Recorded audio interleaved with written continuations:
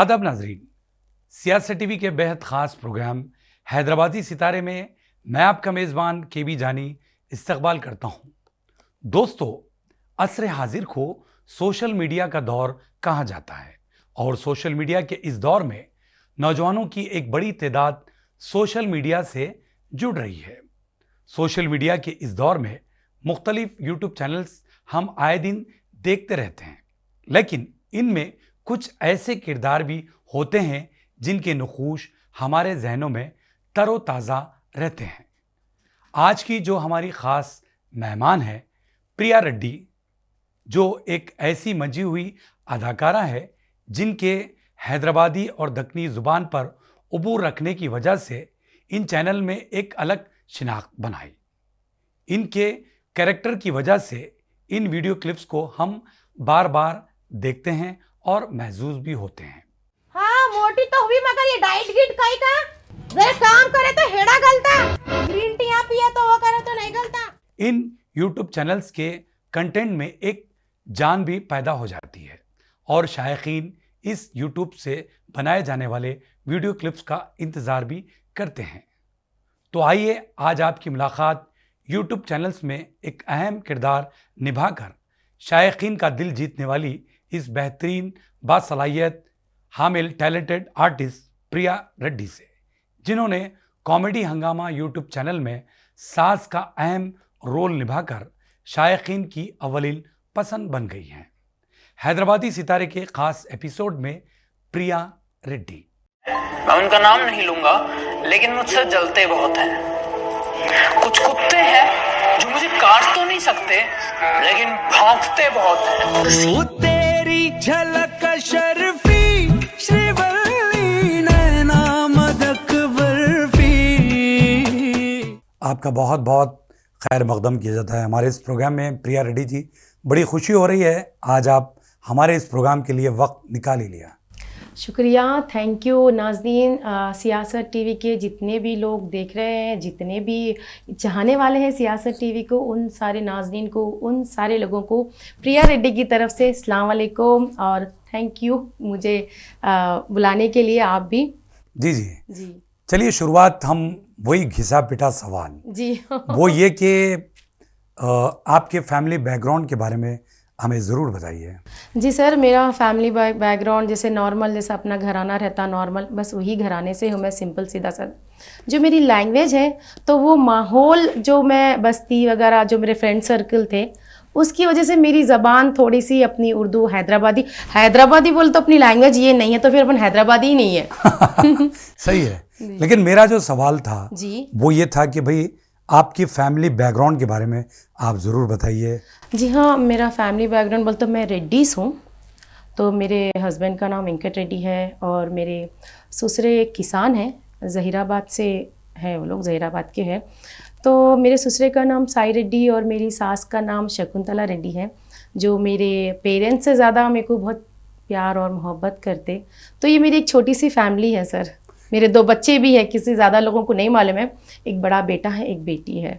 जी जी जी अच्छा प्रिया रेड्डी जी, जी जब आपका हम नाम सुनते हैं, जी जब आप जो एक्टिंग करते हैं जी उसमें थोड़ा सा तकाबुल है, जी बिल्कुल डिफरेंट। जी तो ये जो एक्टिंग फील्ड से जुड़ने का अहम रीज़न किस तरह, क्योंकि आपका माहौल नहीं था, जी कोई आप एक्टिंग फील्ड से किसी का ताल्लुक़ नहीं रहा, जी हाँ। लेकिन इसके बावजूद भी आप एक्टिंग की तरफ किस तरह आई? एक्चुअली जो मेरी लैंग्वेज है ना, मैं उससे घर में बहुत ज़्यादा मेरे को डांट पड़ा करती थी सर। तो ज़्यादातर बोलते थे कि आपकी लैंग्वेज ऐसा एकदम इधर आगे क्या आगे कहाँ जा रही है, ऐसी लैंग्वेज है। तो मेरे को बचपन से थोड़ा अपने तरीके से बात करो, थोड़ी तमीज़ से बात करो, ये क्या लैंग्वेज है बोल। तो उस चीज़ से मैं घर में भी डांट सुनती थी और अपने ससुराल में भी थोड़ा सा मेरे को डांट पड़ती थी, लेकिन मेरे को नहीं पता था कि मेरी लैंग्वेज हैदराबादी लैंग्वेज मेरे को इस मुकाम पे लाके बिठा देंगी। अच्छा, मैं तो कभी सोची भी नहीं थी कि मेरे साथ इस तरह से हो जाएगा कि इतने लोग पसंद कर रहे हैं मेरी लैंग्वेज को, क्योंकि मेरी लैंग्वेज एकदम हैदराबादी है जो दिलों को टच करती। आजकल क्या हो गया सर, बहुत सारे लोग अपनी लैंग्वेज को ख़त्म कर दिए, कुछ लोग तो अपनी लैंग्वेज को गिरा भी दिए, अरे बकवास क्या, अरे तुरे क्या है ये। लेकिन कुछ लोगों की गलत फहमी है, कुछ गलत तरीके से ले लिया गया है। इसको आप तमीज़ में और अच्छे प्यार में लीजिए, कितनी प्यारी लैंग्वेज है। इधर आओ मियाँ, बैठो मियाँ, कहाँ जाके आ रहे, हो गया खाना, चलो बाहर जाके आएंगे। तो ये हमारी लैंग्वेज जो हम ख़त्म कर दिए। तो मेरी लैंग्वेज से मैं चाहती हूँ कि लोग अपनी लैंग्वेज को याद करें। सऊदी में लोग यहाँ बैठ के हैं, काफ़ी लोग हैं मेरे भाइयाँ। रिसेंटली मेरे को एक भाई फ़ोन करके मेरे को इतनी तारीफ़ करे, उन्होंने ये बोले कि मैं जब सोता हूँ तो आपकी आवाज़ सुनना पसंद करता हूँ, क्योंकि मेरे को मेरी मम्मी की, मेरी दादी की याद आ रही। इससे बड़ी तारीफ़ मेरे लिए और क्या है सर। लैंग्वेज हमारी हैदराबादी लैंग्वेज बहुत अच्छी है, बहुत प्यारी है, बस उसको सुनना और बोलने के तरीके में फ़र्क कर दिए हम, बस। सही बात है जी तो ये हुआ कि आपको लैंग्वेज जी से मोहब्बत रही, बहुत ज़्यादा इसी वजह से आप इस एक्टिंग फील्ड से जुड़ी। जुड़ी। तो शुरुआत कैसे हुई? शुरुआत ऐसे हुई कि अहमद कुरैशी भाई साहब है, जो बहुत ज़्यादा वीडियोज़ अभी मेरे भाई बन के हैं, तो वो उन्हों मैं मिलकर जब बात कर रहे थे, जब मेरी उनकी एक छोटी सी वीडियो क्लिप हम लोग कर रहे थे, तो उसमें मैं उन्होंने कुरैशी है तो उनका ज़्यादातर गोश्त वगैरह का उसका कारोबार रहता, तो मेरे को एक छोटा सा डायलॉग दिए थे उन्होंने, तो क्या गोश्त लेके आने जाना है, करना है, वो डायलॉग में उनके साथ बैठे बैठे मार दी थी डायलॉग, इधर आ रहे, इधर आप 1 किलो गोश्त लेके आ जा रहे बेटा बोल के। तो वो डायलॉग उन्होंने दिमाग में कब बिठा लिए थे, 3 साल के बाद उन्होंने मेरे को 3 महीने के नीचे कॉल करे कि प्रिया जी एक माँ का रोल है तो आप करना पसंद करेंगे क्या, आप एक छोटा सा किरदार निभा लीजिए। तो मैं बोली ठीक है, देखेंगे, करेंगे, कैसा रिस्पांस मिलता है उसके बाद की बात देखेंगे। तो मेरे को उन्होंने कॉमेडी के हंगामे में एक छोटे से रोल के लिए लेके चले गए थे। आज कॉमेडी के हंगामा की मैं जान बन गई, शान बन गई और अपने हैदराबाद में हर किसी के दिल में बस गई।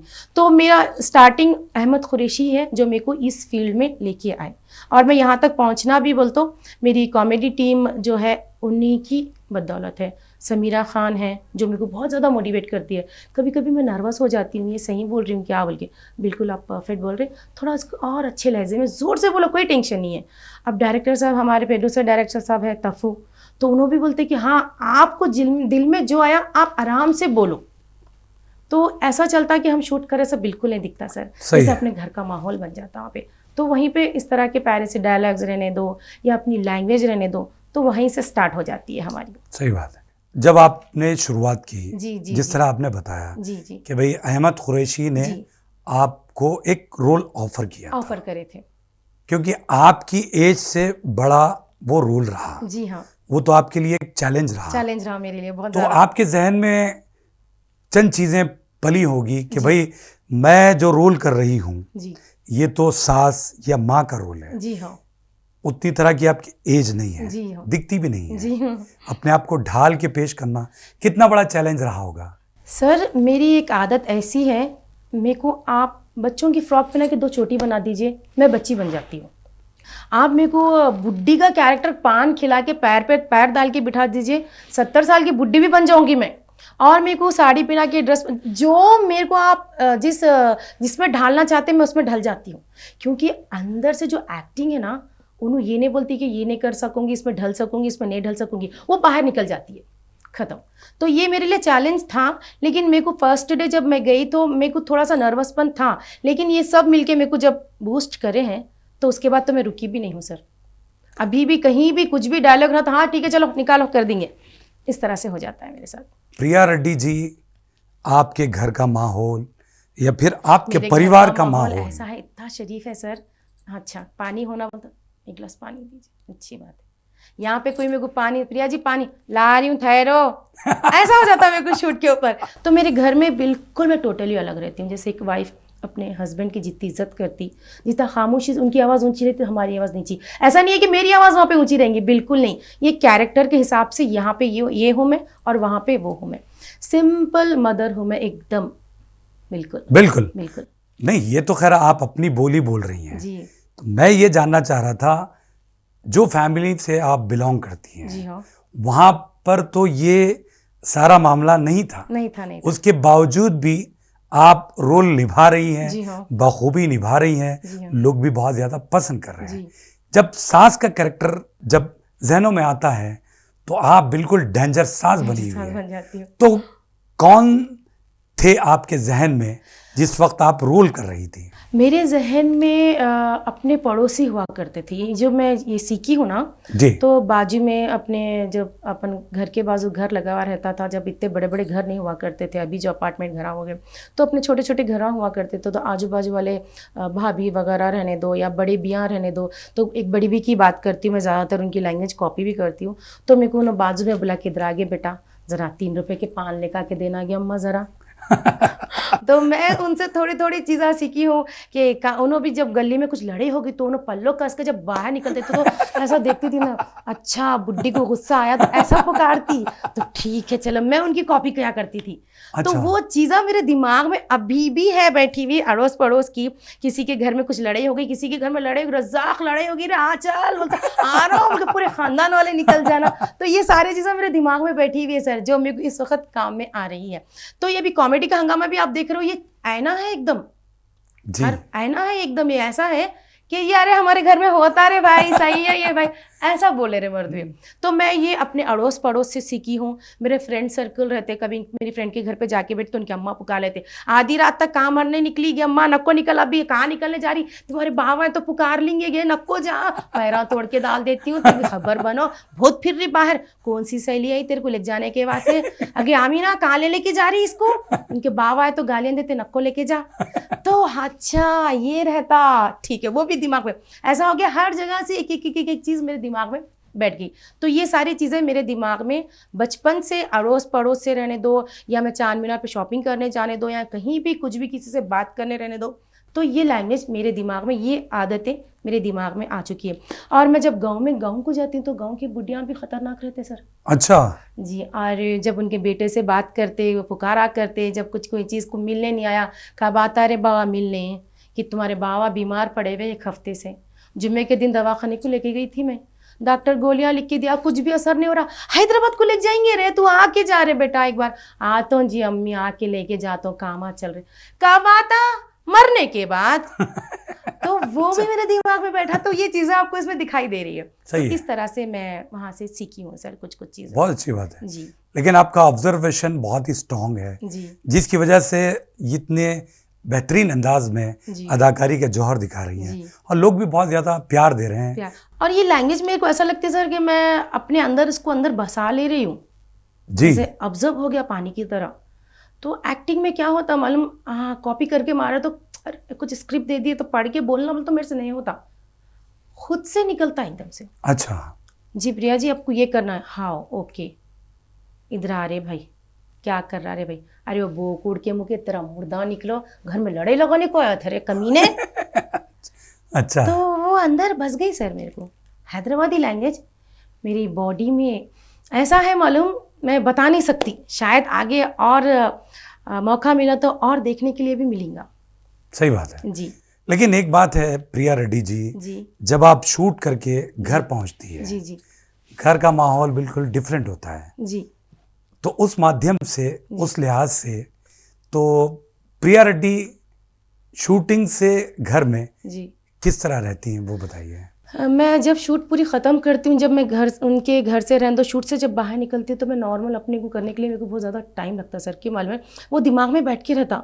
घर को जाने के बाद कभी कभी बच्चों को इधर आ रहे भाई, बोलता मम्मा आप क्या बात कर रहे बोलते बच्चे मेरे को, अरे सॉरी बेटा मैं गलती से निकल गई। तो कभी कभी मेरे बच्चे मेरे को मोटिवेट करते, तो हाँ बेटा मम्मा आप एक काम करो, डैडी नहीं है सो टाइम में प्रैक्टिस करो। अच्छा डैडी रखत बिल्कुल आपको करो, पुकार ले रहे हो ना, ये क्या है घर में भी पूरा वही माहौल बना दिया, ओल्ड सिटी का बोलते हो ना, तो प्लीज़ मामा आप नॉर्मल रहो। तो ठीक है चलो, मैं घर में जब नॉर्मल होने की बहुत ज़्यादा कोशिश करती हूँ और नॉर्मल भी हो जाती हूँ। कभी कभी प्याज वाला तरकारी वाला अपने ज़रा अपने तरीके का मिल गया, अपने चांद मीनार का, बेगम बाजार का, या कहीं का मिल गया, तो कैसा किलो दे रहा रे भाई, तू बोल बोलता हाँ प्रिया जी आप तो अच्छा हिंदी उर्दू कैसा बात कर रहा था, तू देने का दे, बोल रे भाई कैसा दे रहा तू ये बोल, उसके बाद बात करेंगे। तो ऐसा हो जाता मेरे साथ, इंसान को देख के परख के बात करती हूँ बिल्कुल जी। क्योंकि देखिए आपके माहौल में तो तेलुगु बहुत ज्यादा बोली जाती है। तेलुगु मेरी एकदम बकवास है, इतनी बकवास है, इतनी टूटी फूटी है, जैसे आप मेरे से तेलुगु में बात कर लीजिएगा, बिल्कुल मेरे को तेलुगु परफेक्ट बिल्कुल नहीं आती सर।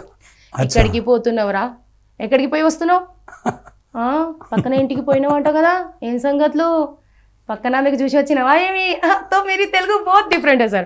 हिंदी मेरी एकदम परफेक्ट है, हिंदी उर्दू दो भी मिक्स हो जाती है क्योंकि दादा परदादा मेरा पूरा खानदान यहीं से है।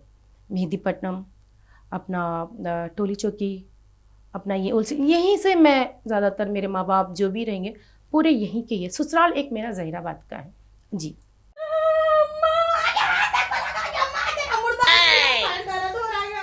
बहरहाल आप वो पकड़ को जाने मत दीजिए, जी बल्कि उर्दू, हिंदी जी या फिर दक्कनी जी। बहुत अच्छे अंदाज में अच्छा, आप आप इंजॉय पेश कर रहे हैं कर रहे मेरी हैं। लैंग्वेज से? बिल्कुल, मैं तो एंजॉय कर रहा हूँ क्योंकि आपको मैं पसंद आ रही, बोलिए। बिल्कुल, क्योंकि मैं भी इसी फील्ड से वाबस्ता जी हूँ। जी जी जी। ये अलग बात है कि मैं अभी आपका इंटरव्यू कर रहा हूँ। जी, आप मेरी तारीफ करें बोल तो बहुत बड़ी बात है मेरे लिए सर, क्योंकि मेरे बच्चे आप लोगों को आपको बहुत ज़्यादा पसंद करते हैं। जी, आपकी जी, शुक्रिया। लैंग्वेज जो आप करते रोल्स वगैरह तो मेरे बेटे को बहुत पसंद आते। मेरा बेटा Thank मेरे को you. हमेशा, जब मैं इस फील्ड में नहीं आई थी तो मेरा बेटा ज़्यादातर टीवी पे यही लगा कि आपका देखा करता था शो, तो बोलता था कि मम्मा देखिए कैसा कर रहे, देखो कितना अच्छा कर रहे, देखो क्या है देखो।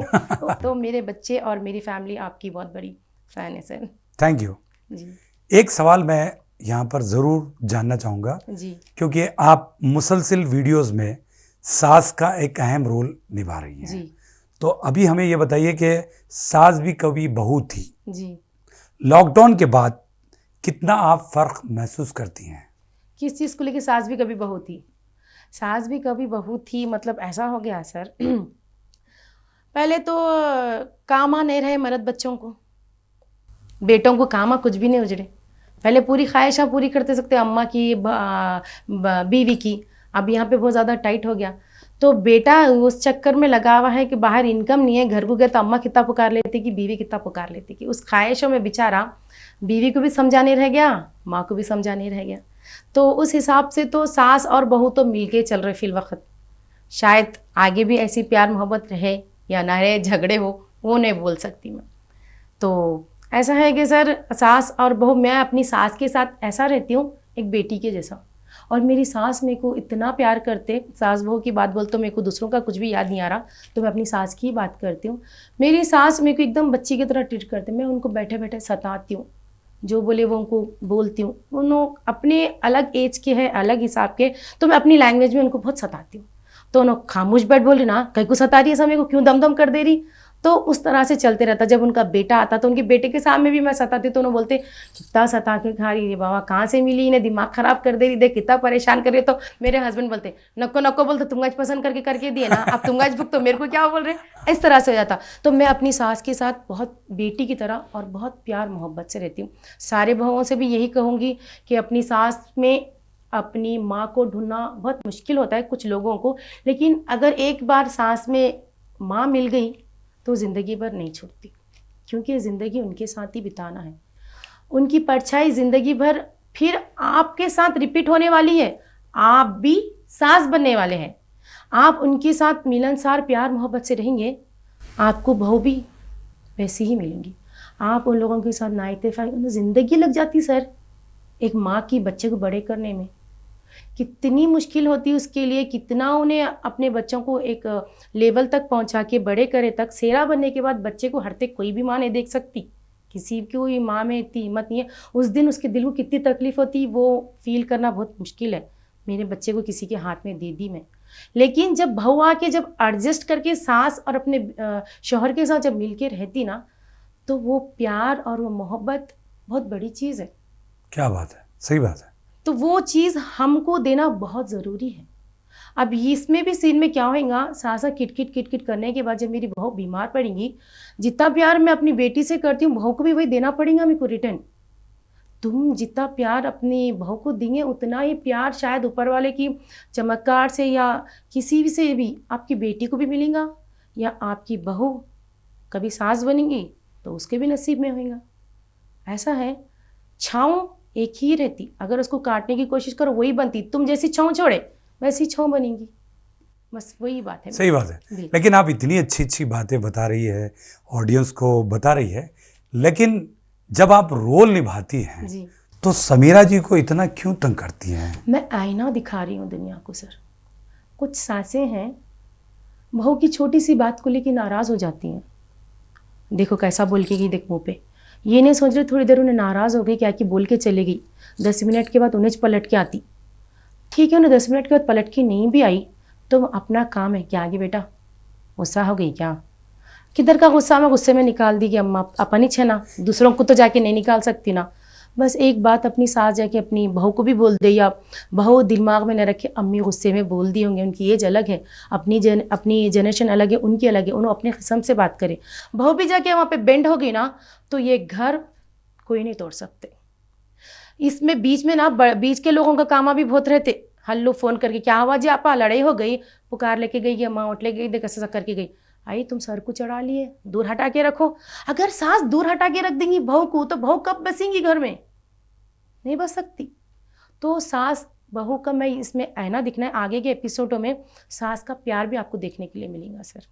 चलिए अच्छी बात है, जी। हम यही चाहते हैं, क्योंकि एक तरफ सास जब आप कहानी सुना रही थी, खुश हो रहे सासा बाहर में बहू को जला रही हैं तो जब मैं प्यार करना शुरू करूंगी तो भवा खुश हो जाएंगे। नहीं आप बहुत अच्छा मैसेज तो दे रही हैं, जी। साथ साथ आप उसी तरह का अमल जी। उस वीडियोस में भी अगर कर दें जी। तो बस सास बहू दोनों मिलकर अभी तो रहेंगे। शुरुआत है सर, अभी तो कुछ एपिसोड हुए, आगे आगे तो लोग देख के खुद ही खुश हो जाएंगे सर, इंशाल्लाह। चलिए हम भी यही उम्मीद करेंगे। जी हाँ, एक सीन में मैं गिर जाती हूँ तो मेरी बहू उठा के मेरी खिदमत करती, पैर वगैरह तो ज़्यादातर भवा भी घर में करते, मगर उसको कभी फील करके बाहर दिखाए नहीं, दिखाया जाता, बताया बोलते भी नहीं, हाँ माँ हमारी बहू इतनी सेवा करी। बल्कि ये सास बहू का क्या हो गया मालूम सर, लड़ाई झगड़े कुट कुट काट काट प्रॉपर्टियों को ले लेके, घर को ले लेके। मैं बोलती हूँ औलाद 2 ही देना ऊपर वाला, 4-5 रहना बोलते, लेकिन औलाद 2 ही बेटर है सर। 4 रहने से क्या होता है मालूम है, भवा 4 हो जाते, चारों की मेंटालिटी अलग हो जाते, तू 2 दिन रख, तू 2 दिन रख, तू 2, ये किटकिट हो जाती। 2 औलाद रही, एक बेटी को शादी करके दे दी, उसकी घर जिंदगी उन्हें बच जाती, बेटे के ऊपर जिम्मेदारी रहती, बहू भी खुशी से जिम्मेदारी उठाती।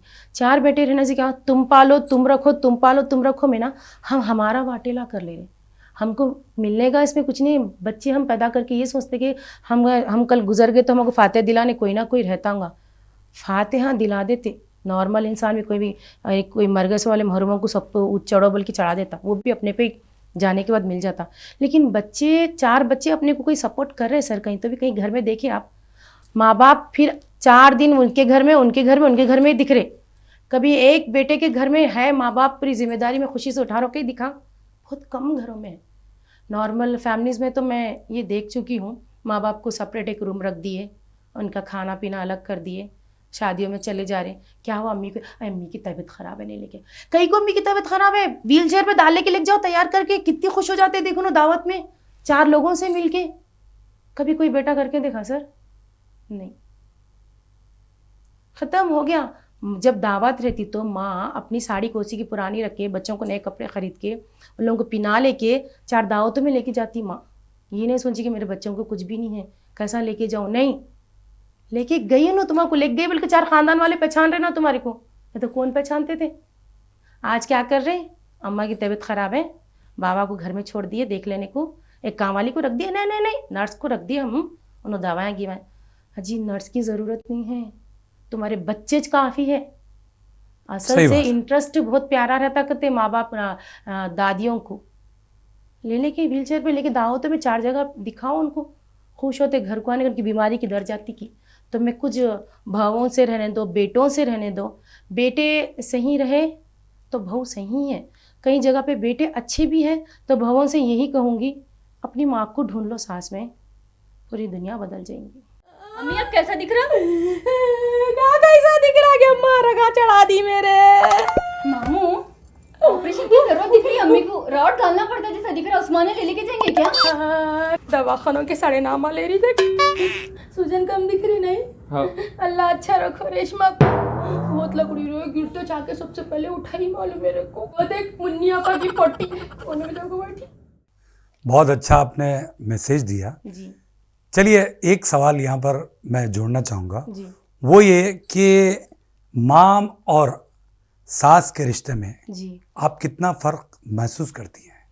माँ और सास के रिश्ते में मैं फ़र्क महसूस तो कुछ नहीं कर रही हूँ, क्यों नहीं कर रही हूँ, मतलब बचपन में मेरी माँ गुज़र गए, तो मैं ज़्यादातर माँ का प्यार नहीं देख सकी, तो मेरी सास मेरे को पूरी माँ की कमी पूरी करते।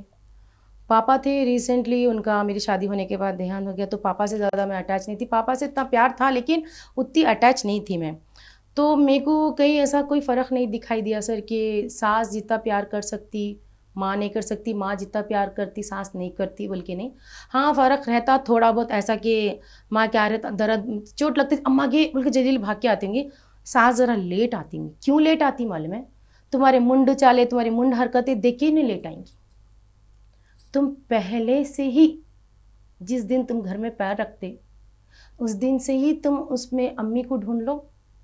उन्होंने कितने भी बुरे क्यों नहीं रहने दो, उन्होंने तुम्हारे साथ 10 साल 20 साल कितने भी बुरे रहने दो, उन्होंने नॉर्मल हो जाने वाले हैं सर, वो तो होने वाला है बस। चलिए, बहुत अच्छी आप बातें बता रही है। यहाँ पर मैं आपको थोड़ा सा रोकता हूँ। जी बिल्कुल। तो नाजरीन, आप कहीं जाइएगा नहीं। इस दिलचस्प गुफ्तगू के सिलसिले को हम आगे बढ़ाएंगे एक मुख्तसर से वक्फे के बाद।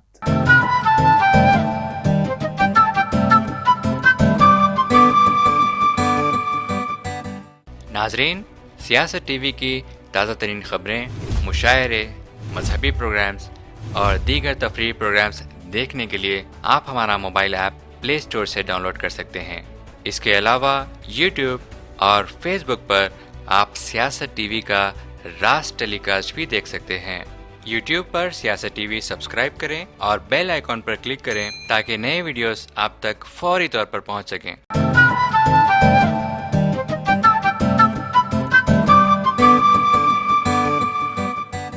वक्फे के बाद आप सभी का हम खैर मकदम करते हैं हैदराबादी सितारे प्रोग्राम में। आज हम बात कर रहे हैं यूट्यूब का जाना पहचाना नाम यानी प्रिया रेड्डी जी से। प्रिया रेड्डी जी, वक्फे से पहले आपने बहुत सारे मैसेजेस दिए जी।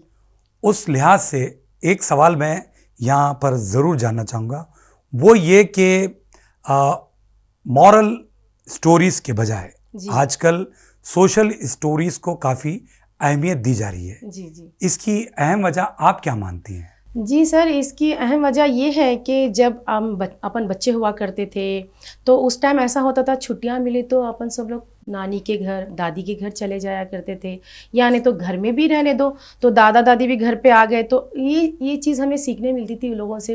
रात में खाने के बाद सोते समय अच्छा बिल्डिंग पे टेरेस पे क्या बोलते अपन, जब आंगन हुआ करते थे मच्छरदान बनने के दादी के बाजू पूरे बच्चे बैठ के दादी लोग कहानियाँ सुनाया करते थे, राजाओं के बादशाहों के तमीज़ की कहानियाँ सुनाया करते थे कि बेटा ये राजा ऐसा करता था उसको ये पनिश मिलता था, वो ये करते, एक गलतियाँ नई गलतियाँ हर वो चीज़ उनको वहाँ पे सीखने मिलती थी। या नहीं तो देखो सब बड़े लोग ये भी दादा दादी घर को आने के बाद इधर नहीं बैठना बेटा, यहाँ क्यों बैठे, यहाँ ऐसा बड़े लोगों के बीच में नहीं बैठना, जाओ अंदर जाके बैठो, ये क्यों कर रहे, ज़्यादा देर जब मोबाइल नहीं हुआ करते थे टीवी, ज़्यादा देर टीवी नहीं देखना, आँखें ख़राब हो जाते। इस तरीके बातें होती थी जो तमीज़ की हुआ करती थी, बच्चों को सीखने मिलता था। अब वो सब नहीं रहा। स्कूलों को गए, बैग फेंक दिए, मोबाइल हाथ में पकड़ लिए, बैठ गए। माँ बाप सिखा रहे तो भी बच्चे नहीं सीख रहे, ज़्यादातर मोबाइल में एडिट हो गए बच्चे।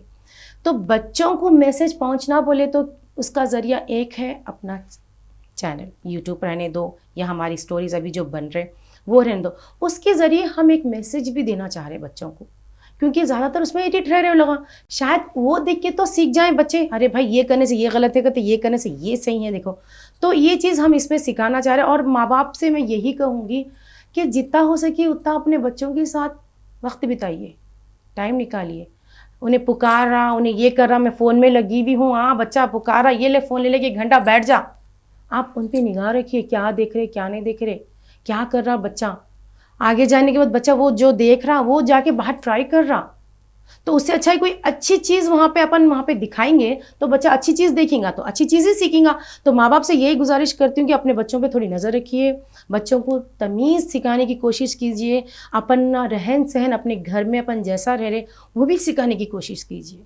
ये नहीं कि चूल्हा पकड़ के बैठ गए, टीवी पकड़ के बैठ गए, मोबाइल ले लेके बैठ गए, ऐसा कोई लेडी नहीं करती, हर माँ बाप सिखाने की कोशिश करती, बच्चे भी सीखना बहुत ज़रूरी है। तो बच्चे अब आजकल ऐसा हो गए मोबाइल के एडिट हो गए, तो हम सोशल मीडिया से यही बताना चाहते सर कि अच्छे से रहना है, अच्छा सा मैसेज पहुंचना उन तक। बस मैं यही बोलूँगी माँ बाप को कि बच्चों पे निगाह रखिए, उनको तमीज़ सिखाने की कोशिश कीजिए। हाँ, वो लोग नहीं सीखते, लेकिन कभी कभी उनको थोड़ा सा टाइट करने की ज़रूरत है। तो बच्चों से भी यही गुजारिश करूँगी कि अपने मम्मी अब्बा की बात सुनो, क्योंकि वो बहुत एक्सपीरियंस रहते और वो लोग हर चीज़ से वाकिफ़ रहते। जब आपको कहते ये चीज़ बिल्कुल मत करो तो मत ही करो। अगर आपको कुछ हो गया तो वो लोग बर्दाश्त बिल्कुल नहीं कर सकेंगे, उनको सबसे ज़्यादा तकलीफ़ होने वाली चीज़ है। आपको कुछ हुआ मतलब उनकी ज़िंदगी पूरी ख़राब हो गई जैसा हो जाता। तो कई बच्चों को मैं देख रही हूँ सर, देख के कुछ भी देख लेते, ऊपर से कूद जाते, हाथ पैर टूट जाता, कहीं तो फौत हो जाते, गुजर सही है। जाते। तो सोचिए माँ बाप को क्या तकलीफ़ पहुँचती होंगी। तो उससे अच्छा है कि माँ बाप भी अपना बच्चों पे ध्यान रखें। बस। अच्छा प्रिया रेड्डी जी, आप सोशल मीडिया से जी अटैच हो गई हैं जी हाँ और यूट्यूब चैनल में आप काम कर रही हैं, जी हाँ। तो उस नज़रिए से एक सवाल मैं जानना चाहूँगा, वो ये कि सोशल मीडिया आने से जी, फ़ायदा हुआ है या नुकसान? अब जो जैसा देखे उसके लिए वैसा है सोशल मीडिया। मतलब अच्छा देखने वाले के लिए बहुत अच्छी चीज़ भी है, नहीं देख गलत देखने वाले के लिए गलत चीज़ भी है। फ़ायदा इसके अंदर ये हुआ है कि जो कुछ सीखना चाह रहे वालों के लिए सीख भी मिल रही है, जो बदतमीज़ी करना चाह रहे वालों के लिए बदतमीज़ी भी मिल रही है। तो डिपेंड अब अपने पे करता सर, हम क्या देखना चाह रहे। अच्छा जी अच्छा, जब एक मैं सवाल जानूंगा, वो ये कि प्रिया रेड्डी को जी जब शुरुआत में हम देखते हैं जी तो टिकटॉक के वीडियोस बनाते बनाते जी जी अचानक आप इस तरह का कैरेक्टर निभा रही हैं। सर, एक्चुअली हर प्लेटफॉर्म पे एक खासियत रहती। मैं अपने तमाम अपने लोगों को बताना चाहती हूँ, नाज़नीन लोगों को, टिकटॉक की बात करें तो अब टिकटॉक की बात करना चाहती हूँ सर मैं। यहाँ पे ऐसा था जैसे मेरे को यहाँ पे सास के रोल में जैसा परफेक्ट मैं जम गई हूँ, जैसे मेरे को आवाम पसंद कर रही है। टिकटॉक के वीडियो पे मेरे को ज़्यादातर स्लो मोड पे मेरे को बहुत ज़्यादा पसंद करते थे। आप देखोगे मेरे 2 मिलियन 3 मिलियन, कभी कभी कुछ चैनल्स मेरे 4 मिलियंस भी ज़्यादा हो चुके हैं इस वक्त। आपके कपड़े बहुत चमक रहे हैं। Thank you. वैसे आप किस चीज का इस्तेमाल करते हैं कपड़े धुलने के लिए? अपने पति का। जिस तरह से मेरे वीडियोस वायरल होते गए, उस तरह से लोगों को पसंद आते गए, उस हिसाब से मैं ढलती गई हूँ। अब मेरे को सास की कैरेक्टर अभी बोली मैं आपको, मेरे को अब जिस तरह से ढालो मैं उस तरह से ढलने की चीज़ हूँ। अच्छी बात है। आई अपना इस घर है, एग्जामा है कहते, ताहिरा भाभी की बच्ची आ रही। अच्छी बात है, वही बोल रही थी मैं, हमारी दुल्हन को भी वही बोल रही थी भाभी। नहीं नहीं बेफिक्र हो, ख्याल रख लेती, मेरी बच्ची ऐसी नहीं है। हाँ बिल्कुल बिल्कुल हाँ। लेकिन एक बात है प्रिया रेड्डी जी, जी जब आपका इमेज जी। एक तरह का बन जाता बन है जाता है। तो शायद जो लोग वीडियोस बनाते हैं या फिल्म बनाने वाले हैं, जी जी वो लोग उसी तरह का रोल आपके पास लेकर आएंगे। जी। तब आप क्या करेंगी? क्या उनको समझाएंगी कि भाई मैं ये भी रोल कर सकती हूँ, इस तरह का रोल भी आप दे सकते हैं? सर, पब्लिक को एंटरटेन करना मेरा काम है, मेरी ज़बरदस्ती नहीं है कि मैं यही करूँगी। पब्लिक को जो पसंद आ रहा है, पब्लिक को जो पसंद है, मतलब अच्छी चीज़, वो चीज़ में मैं ढलना पसंद करूँगी। ये नहीं बोलूँगी नहीं भाई मैं ये करती हूँ, मेरे को ये चाहता, तुम पब्लिक के मुंह पे ये थोपो, पसंद करे तो पसंद करे, नहीं करे तो नहीं करे। नहीं, एंटरटेनमेंट करना पब्लिक को बहुत ज़रूरी है। पब्लिक एंटरटेन होंगे तो हमको देखना पसंद करेंगे, आगे पसंद करेंगी। पब्लिक को क्या पसंद है, हम वो काम करना चाहूँगी, मैं वो काम करना चाहूँगी सर। अब मेरे को पब्लिक सास के रोल में बहुत ज़्यादा पसंद कर रही है तो मैं सास का किरदार निभाना चाहूँगी। अगर मेरे को पब्लिक बहू के रोल में पसंद कर रही तो मैं परफेक्ट बहू बन के दिखाना चाहूँगी। अगर नहीं पब्लिक में कोई मॉडल के रोल में भी पसंद कर रही तो वो भी क्या बुराई है सर, काम है वो, मैं गलत काम थोड़ी कर रही हूँ। मैं एक मॉडल बन के दिखाना पसंद करूँगी। Pulling out the coupe at the lot, Tony fuck 12 fuck SWAT, busting all the bells out the box. I just hit a lick with the box. Public को एंटरटेन करना, पब्लिक को खुश रखना, मतलब पब्लिक को अच्छा रखना, उन्हें हैप्पी रहना। घर की टेंशन से तंग होके इंसान मोबाइल हाथ में पकड़ता, टीवी का रिमोट हाथ में पकड़ता। घर में खुश रहा तो टीवी रिमोट क्यों पकड़ेंगे सर? सही है जी। लेकिन एक बात है प्रिया रेड्डी जी, जब आप इतने सारे रोल की बात कर रही हैं तो एक आपके दिल में कोई ख्वाहिश होगी कि भाई इस तरह का रोल मैं ज़रूर करूँगी, चाहे वो फिल्म हो या सोशल मीडिया या यूट्यूब चैनल के ज़रिए, तो वो कौन सा रोल रहेगा? सर, मेरे को ज़्यादातर लोग पहले तक एक 3 मंथ्स के नीचे तक मेरे को ज़्यादातर साड़ी के रोल्स में, ब्यूटीफुल रोल्स में बहुत पसंद करते थे लोग।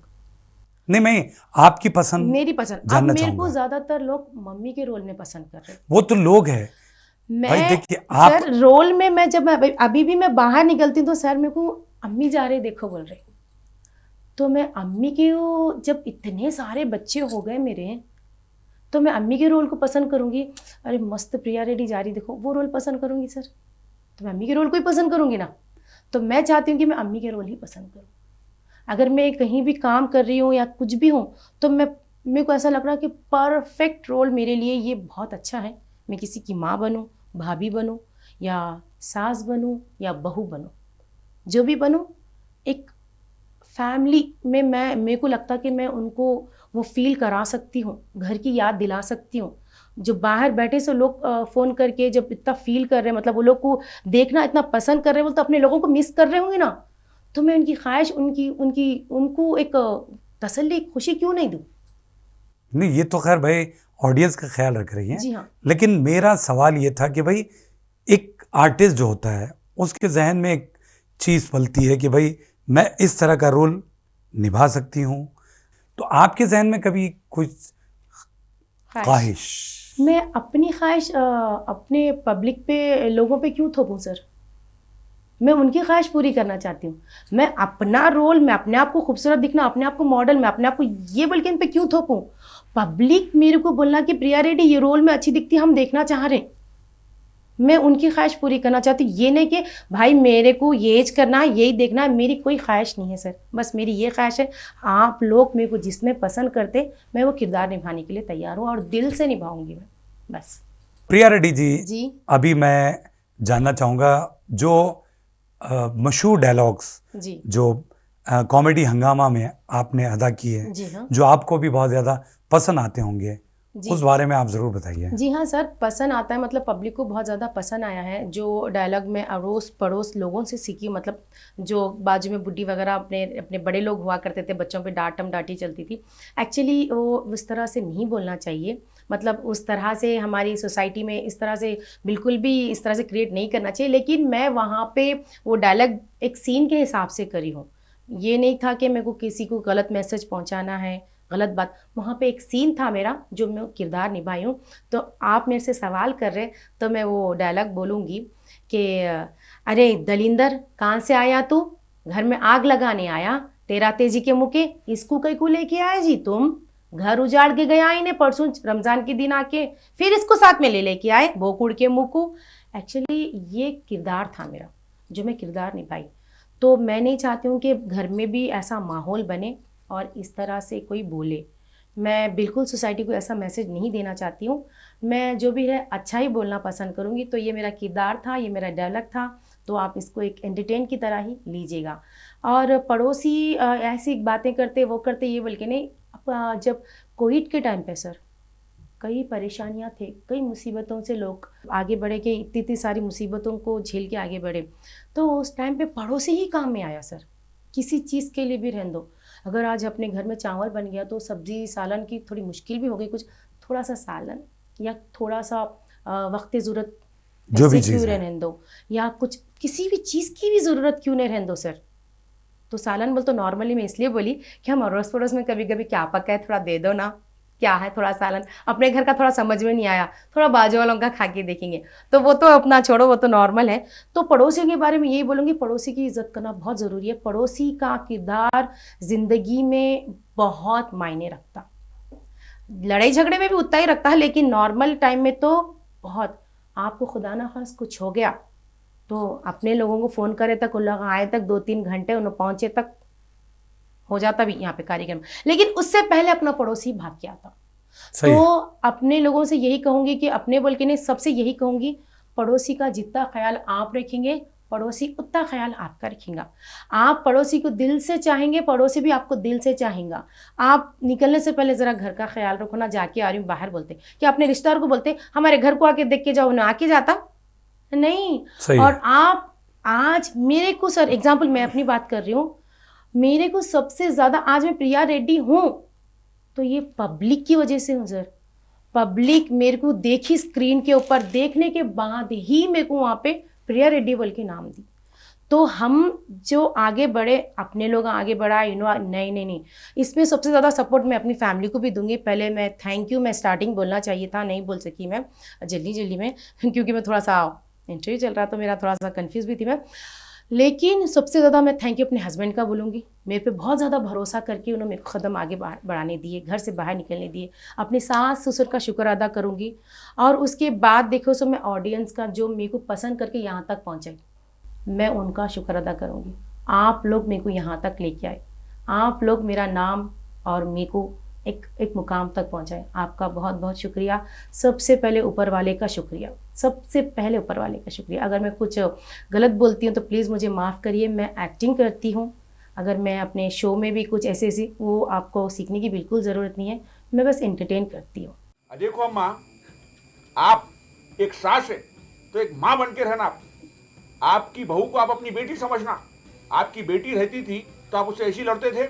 आप अगर माँ बनेंगे तो आपकी बहू आपके साथ बेटी बनेगी। चलिए, आप आई, इतना वक्त दिया। वक्त इस बात की इजाज़त नहीं देता कि बहुत सारी और भी बातें की जा सकें, लेकिन चलते चलते आखिरी सवाल ये कि जो लोग इस फील्ड को अपना कैरियर के तौर पर चुनना चाहते हैं, उनके लिए आपका क्या मैसेज रहेगा? करियर के तौर पे अगर आप इसमें आना चाह रहे, मतलब आपकी खुशी है, आपके अंदर वो जज्बा भरा हुआ है, आप कुछ करना चाह रहे, तो बेशक आप इसमें आ सकते। अगर आप पैसा कमाना चाह रहे, एंजॉय करेंगे, ये करेंगे, वो करेंगे, बल्कि आना चाह रहे, तो बिल्कुल इसमें नहीं आ सकते। आप पैसा कमाना है, इसमें जाके नाम कमाना है, शोहरत कमाना है, ये गलत चीज़ है। आप वेल सेटल रहना, बहुत अच्छे फैमिली से, बैकग्राउंड से रहना। आजकल बच्चियाँ आ गए बहुत ज़्यादा, मैं सबके नाम नहीं बोलूँगी। एक छोटे छोटे रोल के लिए पता नहीं क्या क्या हो जा रहा है यहाँ पे। नहीं, आपके पास टैलेंट है, आप सबको खुश रख सकती, आपकी खुशी उसमें है, आप वो कैरेक्टर को जी रही, तो बेशक वेलकम है ये इंडस्ट्री में। ज़बरदस्ती से आके मेरे को यहाँ पे करना है, कुछ बनना है बोल तो आपकी लाइफ ख़राब है। सही बात है। तो बहरहाल आपका बहुत बहुत शुक्रिया, इतना वक्त दिया आपने। Thank you very much. और आपका बहुत बहुत शुक्रिया, आप मेरे को यहाँ पे बुलाए, और सारे नाज़रीन को थैंक यू सो मच। मुझे यहाँ पे सर बुलाए हैं और आप लोग इतना प्यार मोहब्बत मुझे जो दे रहे हैं, उसका बहुत बहुत शुक्रिया। और आगे आप लोग देखिए, बहुत अच्छी अच्छी स्टोरीज़ आने वाली है। जो मैं यहाँ पे दोहराई हूँ वो सब वहीं का ही असर है, तो आप लोग और खुश हो जाएंगे देख के। और बस आप सबसे यही कहूँगी कि ख्याल रखिएगा अपना, और अपने माँ बाप को जितना हो सके उतना प्यार दीजिएगा, क्योंकि वो आपको दोबारा पलट के मिलने वाला है। और thank you so much sir, आप मुझे यहाँ बुलाने के लिए। Thank you. तो नाजरीन, आज के लिए इतना ही। ऐसे ही सितारों का सिलसिला जारी रहेगा हैदराबादी सितारे प्रोग्राम में। आप अपने दोस्त और होस्ट केबी जानी को इजाज़त दीजिए। अल्लाह हाफिज़।